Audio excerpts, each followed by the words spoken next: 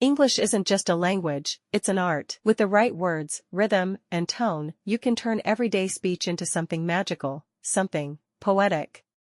In today's video, I'll teach you how to speak English in a poetic style, adding beauty and emotion to your words. Let's begin this journey of eloquence together. Understand poetic elements. First, let's talk about what makes speech poetic. Poetic style uses three key elements: rhythm, imagery, and emotion. Rhythm, the natural flow of your words. Imagery, painting pictures with words. Emotion, adding feelings to every sentence. Example, instead of saying, "The night sky is beautiful," say, "The velvet sky is sprinkled with silver stars, whispering secrets to the moon." See the difference? You felt it, didn't you? Use figurative language. Poetry thrives on figurative language, metaphors, similes, and personification. Metaphor, time is a thief. Simile, her smile is like sunshine. Personification, the wind whispered through the trees. Take a simple sentence and add one of these tools. Try it in the comments below. Play with rhythm and pauses. Next, let's talk about rhythm and pauses. Poetic speech isn't rushed. It has a flow, like a gentle river.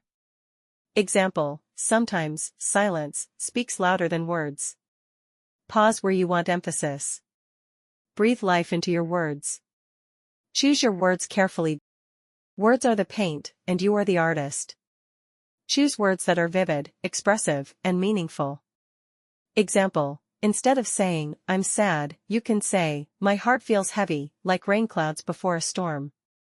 The right words create an emotional connection with your listener. Practice with poems and stories. Finally, immerse yourself in poetry. Read poems aloud. Listen to great storytellers. Feel the music in their words.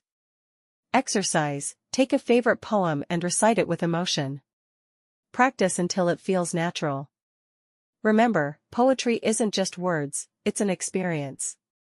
Speaking English in a poetic style is about expressing feelings beautifully. Use rhythm, choose your words wisely, and let emotion guide your voice.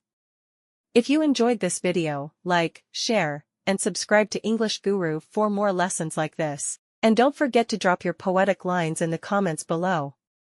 Until next time, let your words dance and your voice sing. Goodbye.